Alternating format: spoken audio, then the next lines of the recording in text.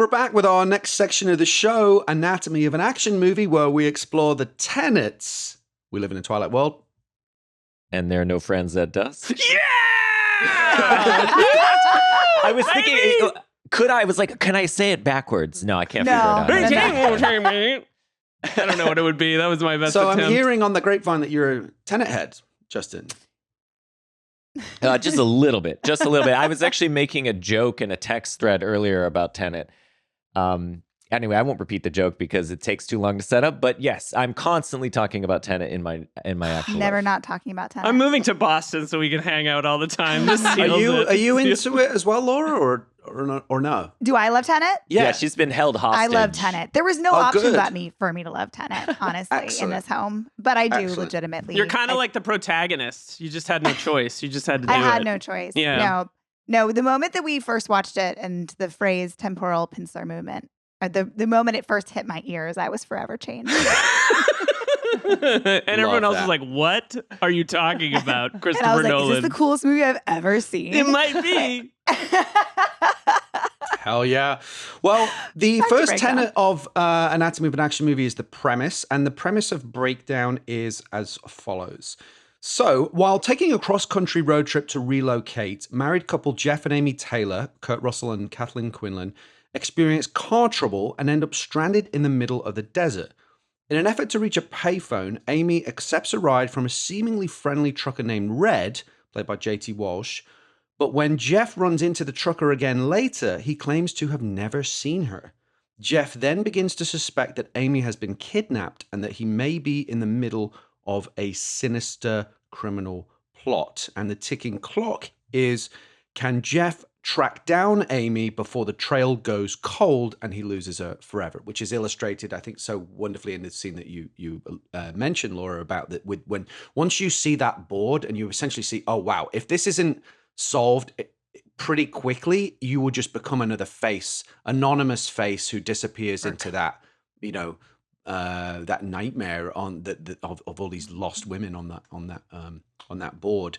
So what I want to ask you guys, we touched on this a little bit, but what I'm really interested in, one of the reasons I was actually, beyond the fact that this is just an incredibly competently made thriller that perfectly encapsulates the sensibilities and the style of filmmaking at that time, what I'm really interested in asking you guys is, what's this film about? What's it trying to say? And what is it exploring about our collective fears? Particularly, I think, as it pertains to the uniquely American landscape that you're just sort of talking about.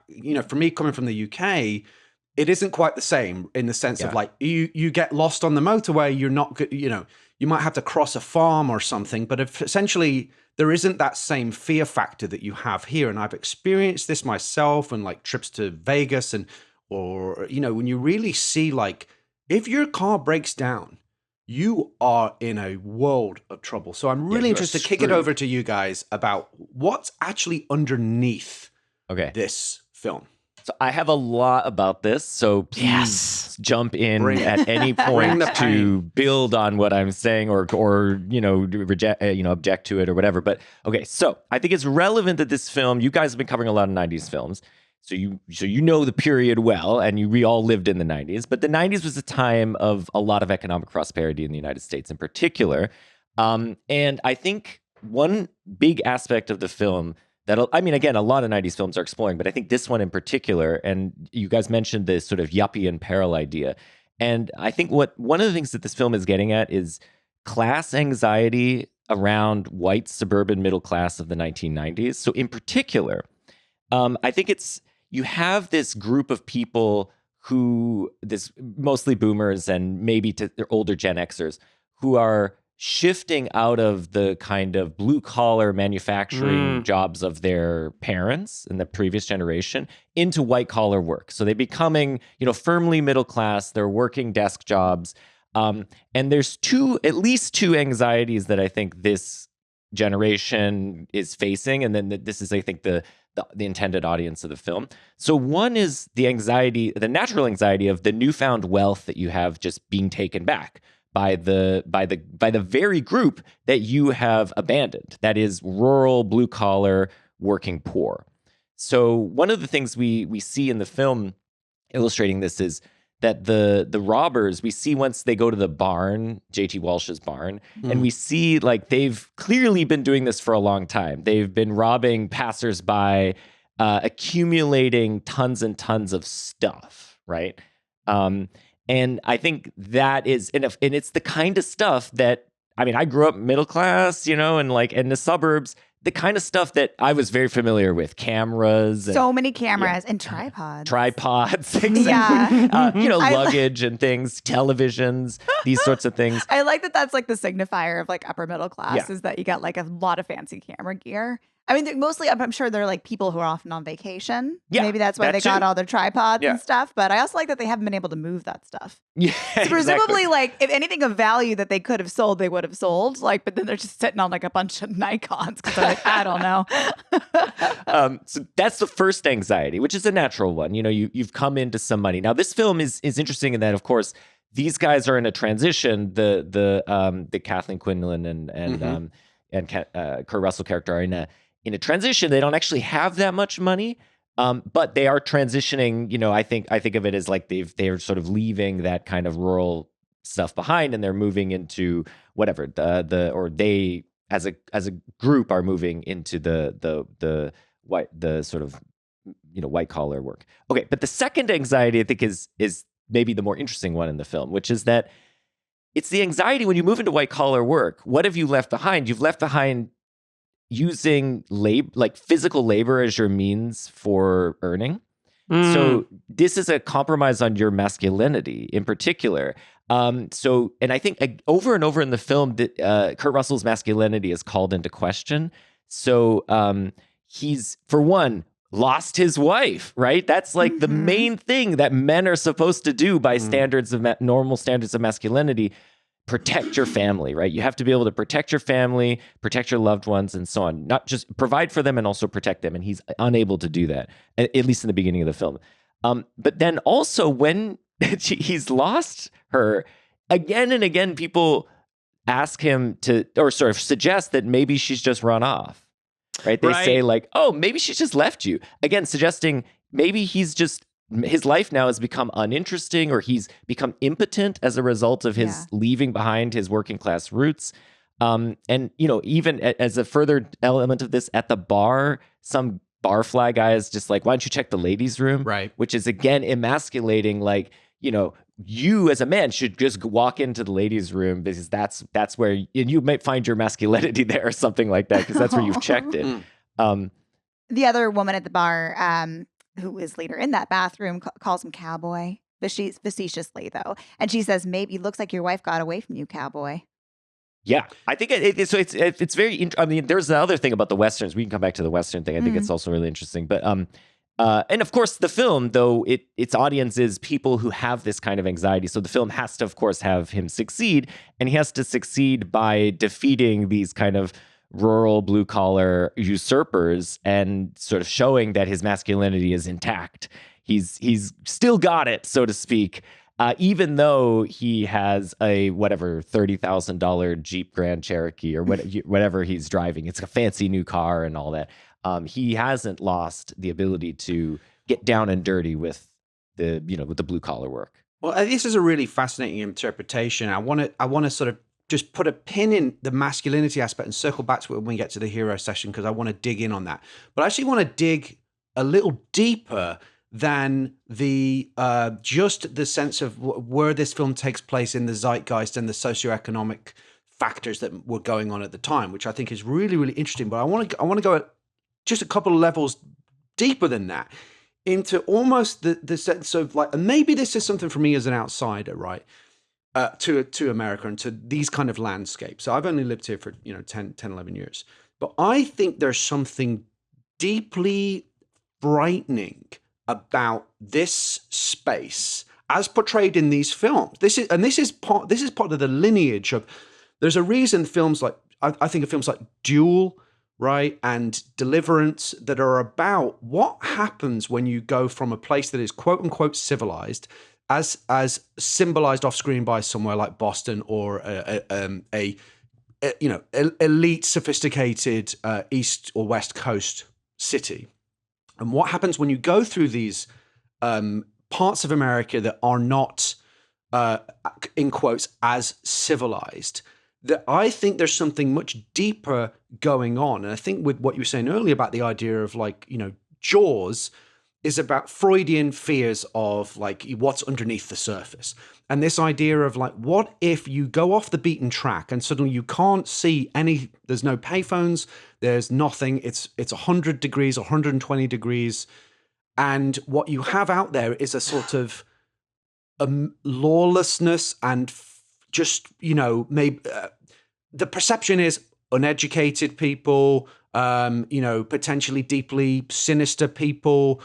This is a common theme in American cinema, right? Of what happens when the Deliverance being like one of the classic paradigms of a group of they're yahoos, but they're relatively sophisticated guys from wherever they're from, Atlanta or something. I think they're from a city. They go to that and they realize this is the real America, right? In quotes.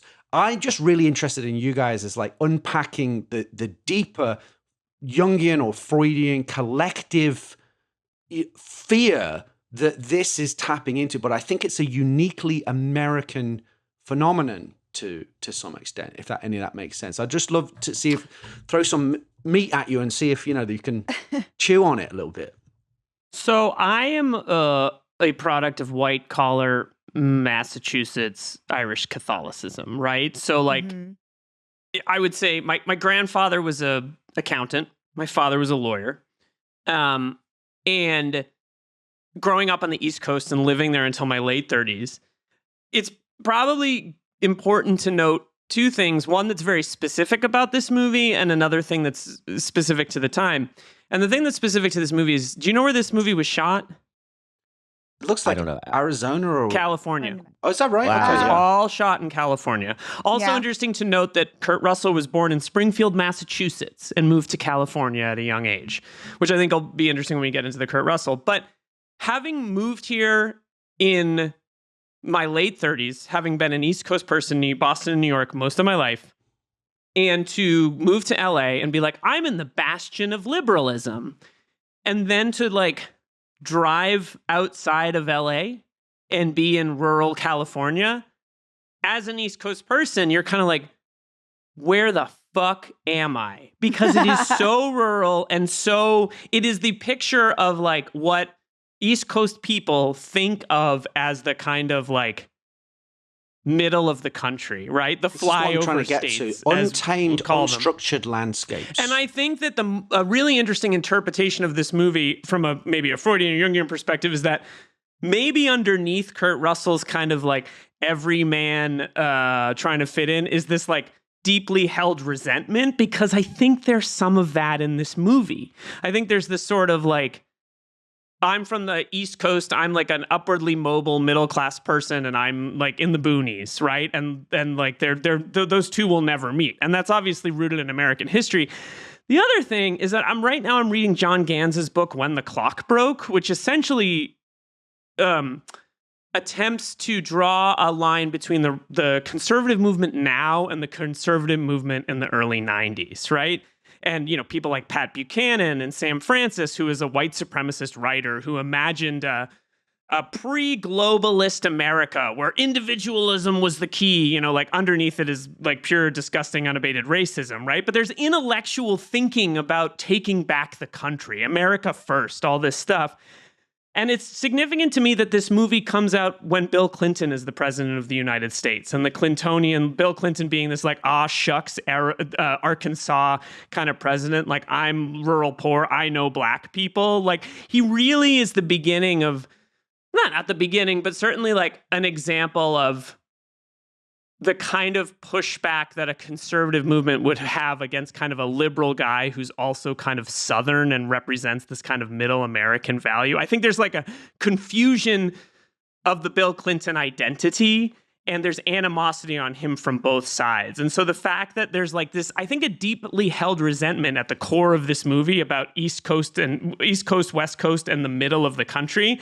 And also to come back to the California thing, the like middle of the country, at least on the West Coast, starts the second you leave LA. Like the second you're outside of LA, you're like, this is completely different. I'm not criticizing it. It's wild how different cities like Boston, New York, and LA feel from the rest of the country. Yeah. I mean, to connect to some of the threads that we have going on here, I mean, when the individualism that is the sort of rugged individualism that goes with kind of rural expansionism or sort of American expansionism and that kind of thing, is that you're away from other people, right? You're away when you're expanding west, as this film is a Western in a way, because it's a man going west, out west, and he's sort of like he doesn't encounter.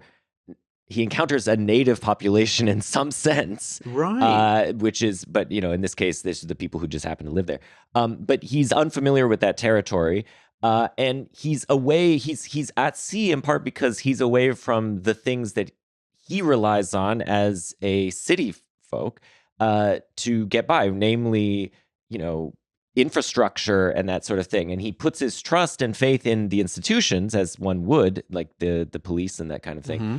But this is the Wild West. You can't put your faith in those institutions anymore. And so I think it's really, you're right, like that there's dimensions to which these sort of deeper anxieties about like being away from others that are like foundational or something to us. And of course the desire to be away from others, but of course that comes with a great anxiety, like you're on your own now. Get translated in this film as I think as a kind of class anxiety, because it's the higher classes that have tended to be the ones which are more scaffolded to the community, whereas the lower classes are more like, well, I can fix a car, I can repair a toilet, I can do the things that are the basic functions that the rest of the society needs, and that you rely on as the people who are scaffolded above me.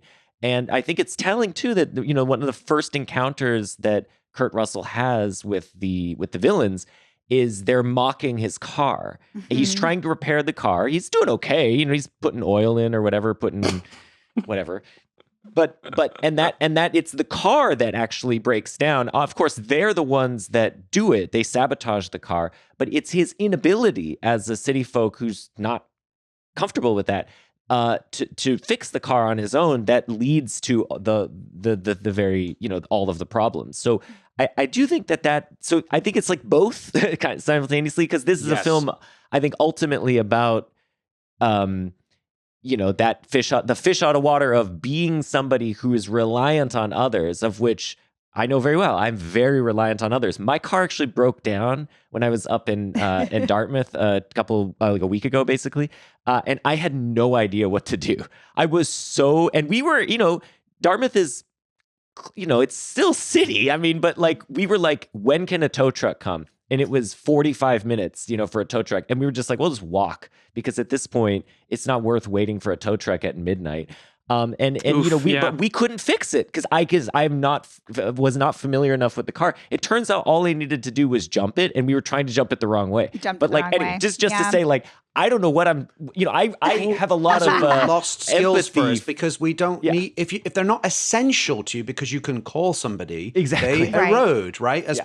My dad had a 1985 Chevy. Sorry, I just have to tell this story, Phil, because I always have to talk about my dad. And he would change his own oil.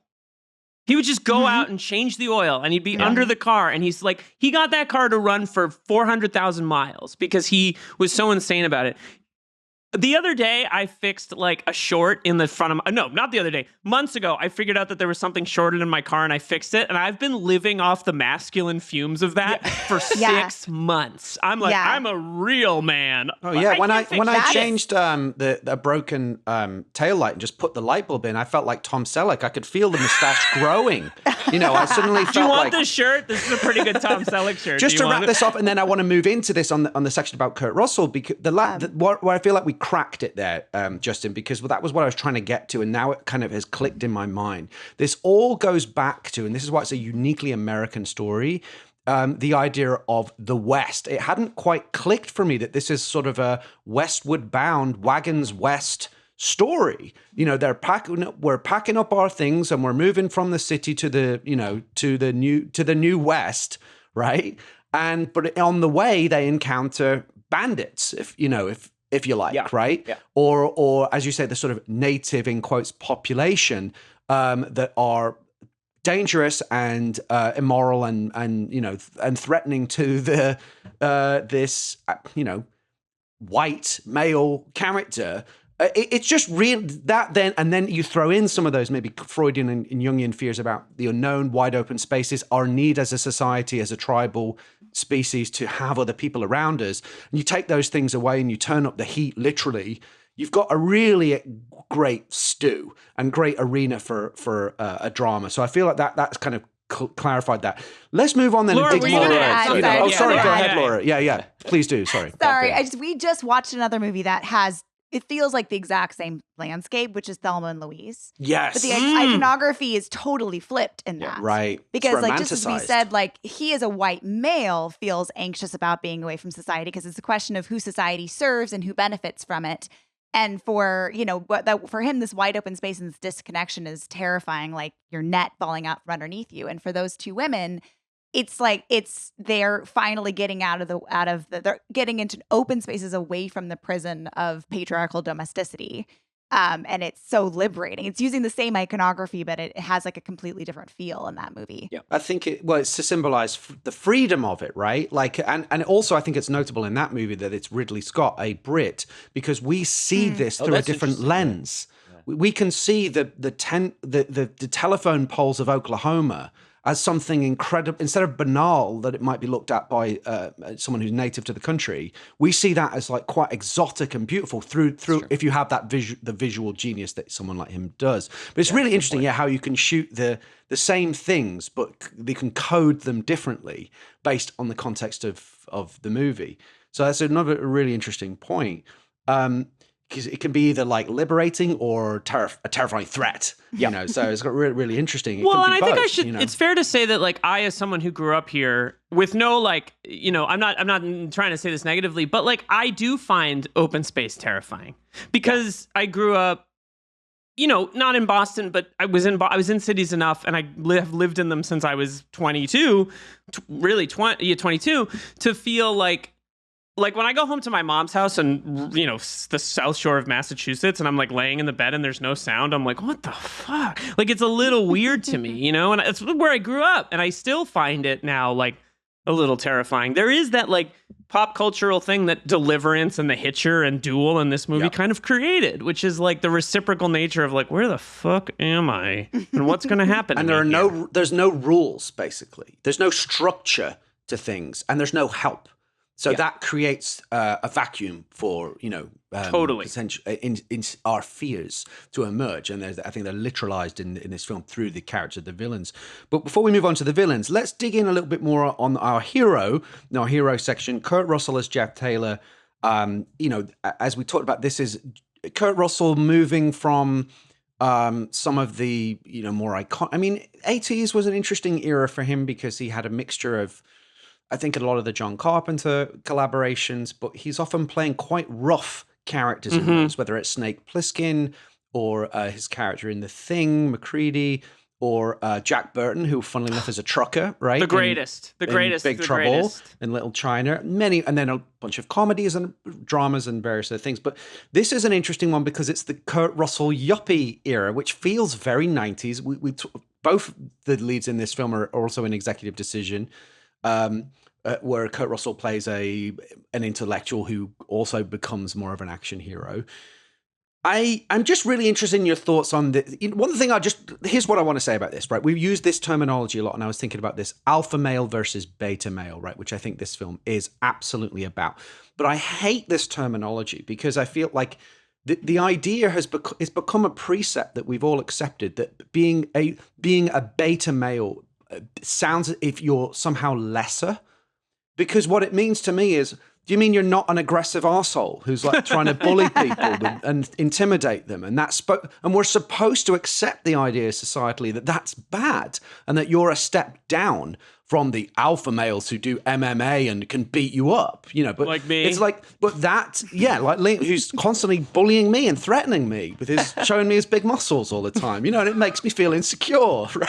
I don't know. Do you know another Liam? The point is, but this is tapping into these insecurities that exist between the physical skills that in some cases are still absolutely necessary, especially in an environment like that, being able to fix a car, whatever it might be, versus the more civilized. It also almost reminds me of Heart of Darkness, some of this stuff as well, right?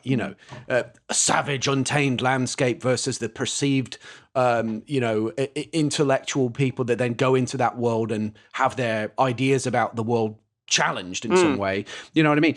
But anyway, I just think that's really, really interesting. This film is clearly exploring that idea of that male insecurity about whether alphas feel insecure because they don't have the money or the Ralph Lauren polo shirt or the Benetton sweater for the wife, all of that. So the materialism that's referenced in the film and the fancy car, they feel insecure about that. So it's manifested through intimidation and violence because they have that advantage. So I think the tension between these two perceived forms of masculinity is kind of at the core of this movie. I'm just interested to hear your thoughts on this character, Kurt Russell, what it's conveying to you, etc.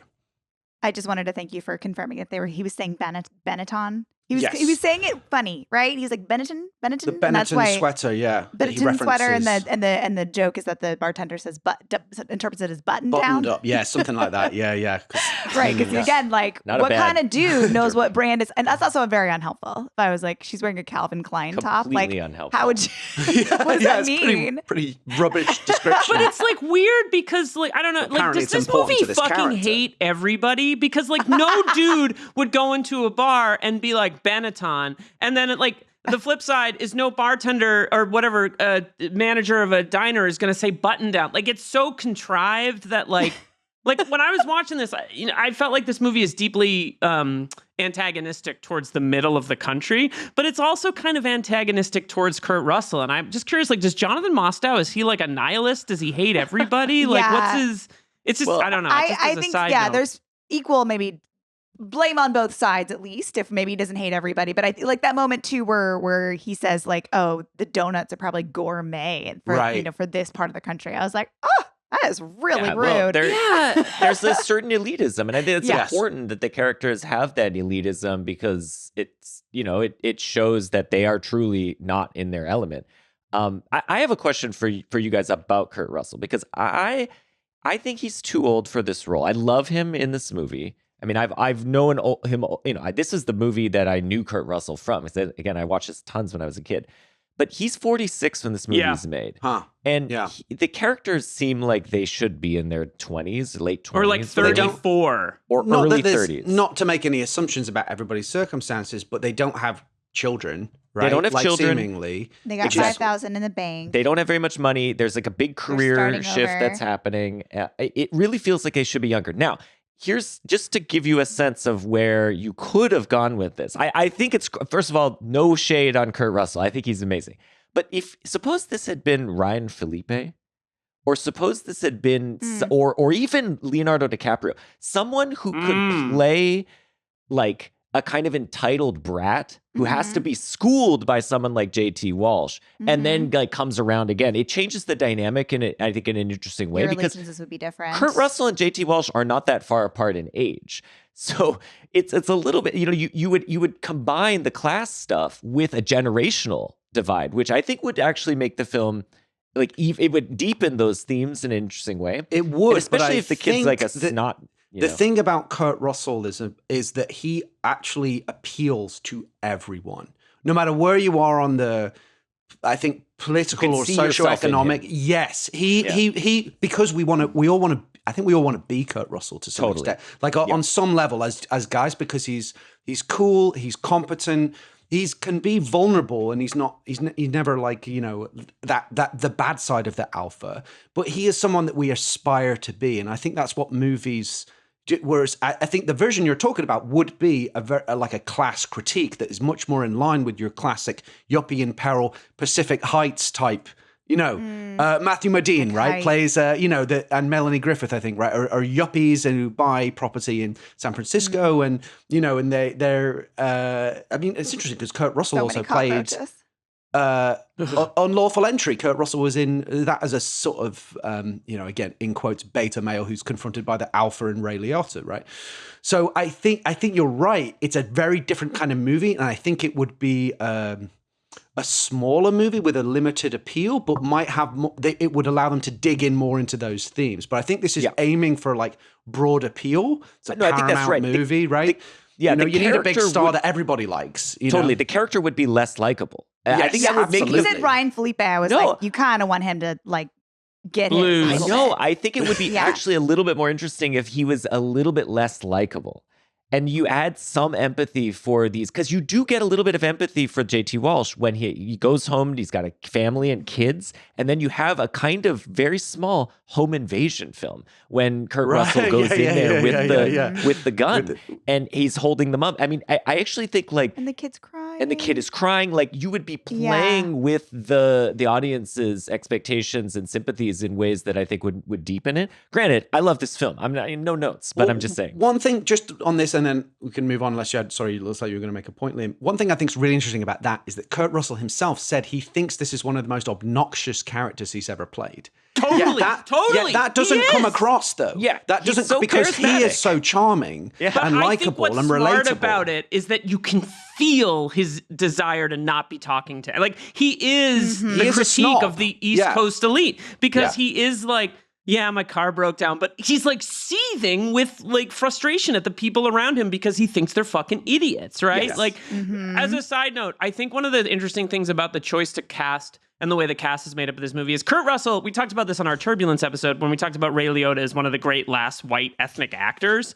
Kurt Russell comes off as this like everyman white guy, like sort of like Scandinavian kind of quality. You don't feel his like ethnicity, and that's also true of someone like J.T. Walsh. So it's sort of interesting that like they're just white guys. Yeah, like they're not white Irish or Italian. They don't have the like that kind of thing that often is characterized of these kinds of actors, and it's very, very interesting to me. Side thing, and then we can move on. You know who would be great in this part and make it extremely dark? Would be at the time 33-year-old Matt Dillon. Can you imagine Matt Dillon in this part? Just like full of frustration at this like sort of middle American. It just would be very interesting. He comes across as quite alpha to me though, Matt Dillon, you know. So he could be though. But he could play a softer version of himself and that would come out. Let's talk about my interpretation of his age in this, I think, is that like I kind of think of this character of Kurt Russell's character as just like a huge fuck up. And he's having to dig deep. Like maybe this is like me attempting to like infuse a little bit. We can talk about this when we get to the lady, but like infuse a little bit more personality or backstory or something into like the victim wife. But I kind of get the feeling that he is the reason that they're like crossing the country, have no finance. She's like, our finances are pretty fucked. He got a $30,000 car when they have $5,000 in the bank. I'm kind of like, this seems like it's on you. Yeah. And she's not mean about it. She's very supportive. She's going to do the thing with him, but I feel like it's not her fault. You know what I mean? I feel like he's a doofus. Which is very speaking from experience here. Right? A lot of experience being married to a doofus. You know, like, and like, the idea of the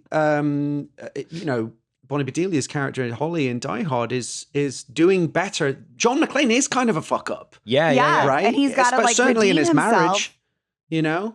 So that is really interesting. But hold that thought. I think their marriage is better than the one in Die Hard. But she's supporting him, but she's like, I mean, Kurt Russell's hot also. Let's be real. Kurt Russell's like a babe. Not that Bruce Willis is sorry. No, you hold on to that. No matter how much big of a doofus, you hold on to those eyes. Look at that hair. Good Lord.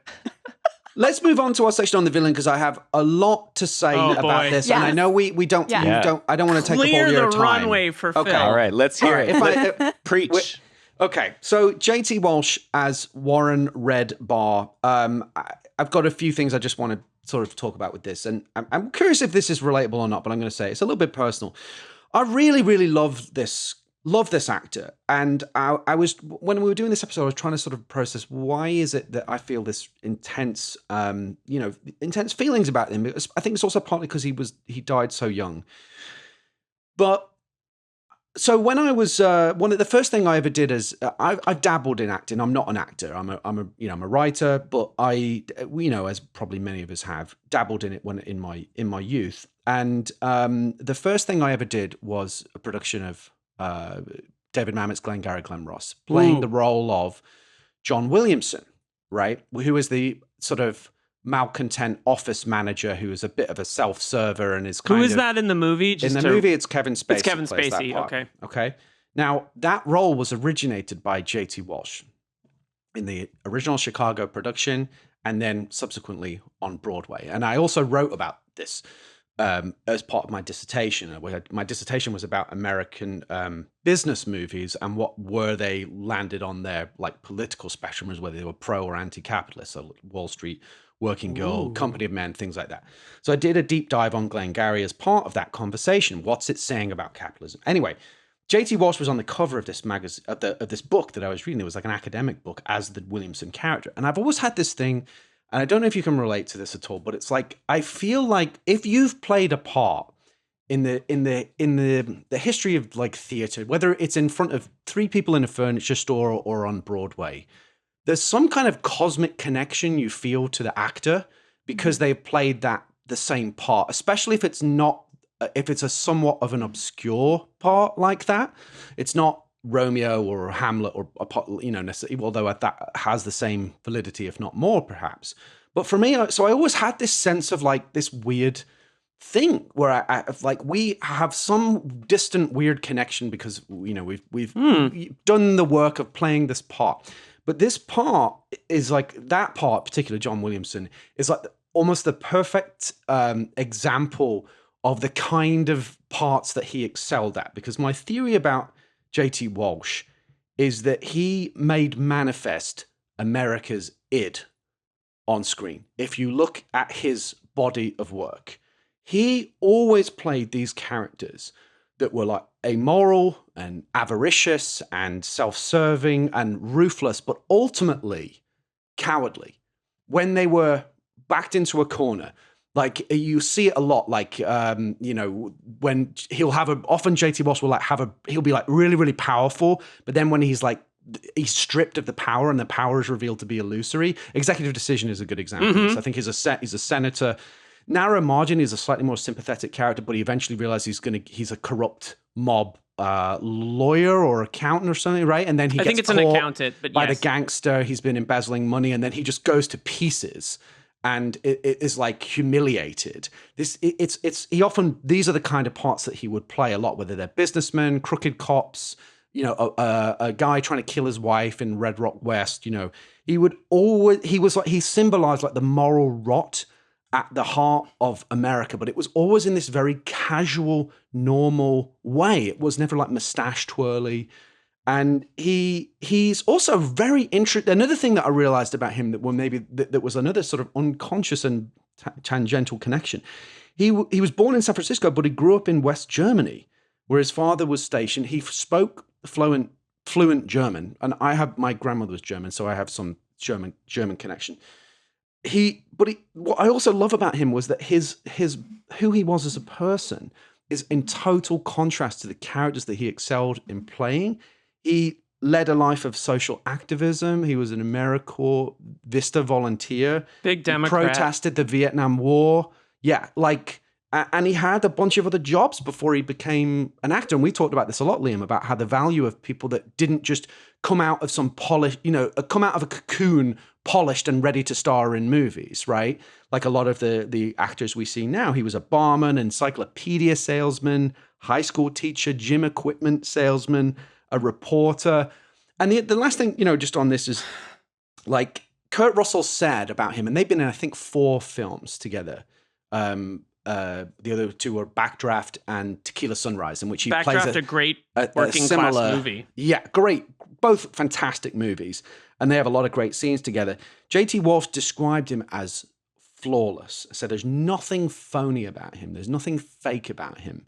And, Jack Nicholson dedicated his As Good As His Gets Oscar to him, amongst several other people, it should be said. But the point is, like, that's game recognizing game, right? This is a guy that can go toe to toe with the best in the business, big movie star. And he was such a heavyweight actor.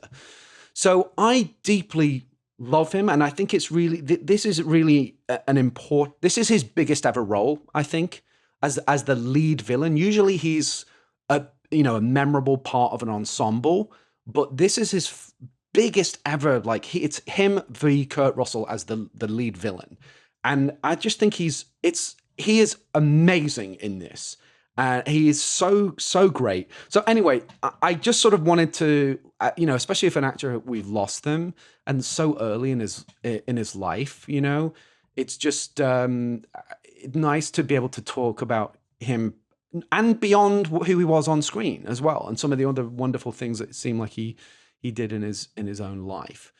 So yeah, like your thoughts on him, his performance, your favorite JT Walsh performances, and just what he might mean to you, and where you kind of intersect with this kind of like low-key American icon, Yeah, there are many that I haven't seen, but this is my favorite. And in part, I mean, I think he was a very selfless actor in the sense that he was willing to just disappear into these roles, play roles that were sort of most of the paying audience wasn't going to remember, but like do them selflessly and do them well, and then for the people who do care, like yourself, and are paying attention, just really marvel at. And I think that is the definition of a great character actor, and I think he was an incredible one. I mean, I think this movie in particular, I mean, this is not like stunt casting in the sense that this guy isn't like a truck driver or whatever, but you could have fooled me. If you had told me in 1997 or 8 when I first watched this movie, yeah, that guy was just an actual truck driver, I'd be like, yep, that seems right. He seems Totally. like exactly that guy. Yeah. Like he looks and sounds exactly the part. And I think that's really incredible. Yeah. He reminds me of Philip Seymour Hoffman's, maybe like in the physicality, or he's like the mercurialness. Like when he shows up, when he comes back, when you see him again and he's like, I've never seen you before. And he's so believable. He's not twirling his mustache, as you said, Phil. Like he does. Like I totally believe that could, it almost like took me a second where I was like, you actually start to doubt yourself. Like, he's that good. Yeah, I'm like, maybe Kurt Russell's wrong. Or like, are there twin truck drivers? Like he's so, he's so compelling and believable. He's not menacing throughout this whole movie. He's very able to switch it on a dime. But then when he's menacing, he's very menacing. You know who else was born in West Germany because his father was in the military? Bruce Willis. Which is an interesting note. But yeah, I mean, I think that the only thing I'll say, and then we can wrap it up, is that I think that this is a guy who can do nothing on camera and be absolutely unbelievably compelling. Yes. And that is an underrated quality. And yeah, I totally agree. And I know what you mean about actors who've played a part. You know the British actor Stephen McIntosh? Yes, yeah. He played was Sebastian. in my film. Really? Yeah, he was in Modern Life is Rubbish. I have that with him because he played Sebastian in Twelfth Night, which was the first Shakespeare I did in college. So I totally understand the that affinity. I wasn't sure if I was out on a limb on that. I had something similar with Michael Maloney, who played Rodrigo in the film version of Othello, and I played that Shakespeare part. Should we all do Shakespeare together? Let's do a play. Let's go. Let's do it. I actually want to. I'm trying to talk Phil into it. Just a couple of seek out some of JT Walsh's other amazing parts where he's actually a slightly more sympathetic character, which are different. One of which is his uncredited cameo in Outbreak, which I believe could actually be an actor's monologue for auditions, because it's basically him just doing a 5-minute monologue about the moral complexity of the situation that they're in with the outbreak of the virus, and he's a more sympathetic part in that. And also he plays Ehrlichman quite sympathetically, surprisingly, in Oliver Stone's Nixon, which is a very human, tragic character. Let's move on and let's talk about the lady. We touched on it a little bit, but Kathleen Quinlan as Amy Taylor, great actress, great performance, great career. Apollo 13 being a career highlight. I think she got a nomination for Oscar nomination. She's great in that movie. I really like the ease, to your point, Laura, of the early scenes that they have together, where unlike some of the other Die Hard on a Blank films we've discussed, they clearly seem to have, even though there's obviously some dysfunction there, it's a good marriage, it's a good relationship. They're not emotionally estranged like in Die Hard or The River Wild, where the husband and wife are, or True Lies as well, actually, at the beginning of the film. Just interested in you guys' thoughts on how she fits in as an actor and as a character into this piece. She seems smart. I mean, for the most part, she's not in this movie, and she's in some various forms of boxes off screen, so we don't really see what her experience is. But here's what we do know: she thought quick. She was like, "My husband's a donut king," and we have 90,000 in the bank, right? And like she's keeping them both alive, and she telegraphs like they have that like strong Brilliant connection. writing that. Yeah, it's great writing. They make sure you get it because you see the donut traveling down the hill, like traveling down the river a few times. But like, you know, when he has to come up with the number in his bank account and it has to match hers, like that was some quick thinking, lady. She's smart. She's keeping it all together. She's holding it down in her various boxes. Wow. Oh yeah, I like the idea that they make a version of this from her perspective, and it's just called Various Boxes, and it stars Kathleen Quinlan. Buried with Kathleen Quinlan. Right, man in a box. This is woman in a box off screen for the whole totally. It'd be like kind of an art film. Be special. Yeah, I think she's great in it, and it's important that she makes such a good impression as a character, so believable, so likable, so smart, and in the short amount of time that she has before she's whisked away, and then ultimately it's her that gets the last word, because it's her that actually pulls the thing to end the nightmare and give JT Walsh's comeuppance. Certainly not a damsel in distress, which is the best thing you can give someone who only really has about 15 minutes of screen time. But at the same time, 90-minute movie. She's not Ellen Ripley, right? Like it's a very believable. She's not like some gung-ho action heroine, right? Like it's just very, very believable. She is victimized, but she doesn't come across as a victim, I think. And she's really great in it. The action in this film, just very briefly, it does go into fifth gear, as it were, it goes from a quite realistic thriller into kind of a crazy, Hal Needham movie for the last 10, 15 minutes with some of those stunts. But I think it's brilliantly done. It is a slight tonal, My wife checked out. She was like, this has gone too far. It's gone, it does get a little, it becomes a bit of a different movie. It gets a little big, but it's solid, muscular, practically shot. That may or may, I can see why some people might kind of disengage. Phil, who shot this? Do you know? I'd have to pull it up. Sorry, I don't have the info at my fingertips. Usually I do. Just curious. Out of Act 1, 2, or 3, Jess, what was your favorite? That's a good question. I like the bank sequence a lot. I think that's really fun. Me too. That's also my favorite. It's smack dab in the middle. Yeah. Because we had to pause there for. Because you had described the first, like the parts based on like how much Jeff knows, right? Yeah, you could think of the movie as sort of, this is just, if you want to think of it as a screenwriting 101 type thing, it's structured in by how the relationship between what Jeff knows versus what the villains knows. So he starts out knowing less. Then in the middle, they know the same, and he's able to sort of get one out on them. And then in the end, the roles have been completely reversed, and he knows more than them because he's now spying on them. So it's just a nice, like, very straightforward 3-act structured around the kind of relative knowledge. Yeah, and great dramatic irony. Go ahead. Yeah, what I like too about that middle section is because Billy plants it in our minds that like maybe the police are in on it. We don't know. And Jeff doesn't know in the middle. He knows about as much as the villains do in terms of like what their plot is and what their goals are, but he doesn't know who's involved and who's not involved. And neither do we at that point. And so that's, I think, what like I really ratchets that tension up in the bank. Yeah, we don't know who. You don't even know if the bank guy's in on it. Right. And the guy who comes in like for a loan and paranoid thriller in the eyes. Yeah, totally. I love a paranoid 70s thriller. So I was like very into that. Has some of that vibe. Are you a Nick of Time fan, Laura? I have not seen Nick of Time. I love. You guys should watch it because it's like an interesting sort of like amalgamation of various 70s thriller with like a young, handsome, different Johnny Depp. Let's just put it that way. It's just a different time of Johnny Depp experience. Walken. Yeah. Walken is amazing in it. Yeah. I'm in. The DP, by the way, does it go all the way to the top? I'm in. Wait, no, Phil, save it. I want to make it a bonus trivia question. All right, cool.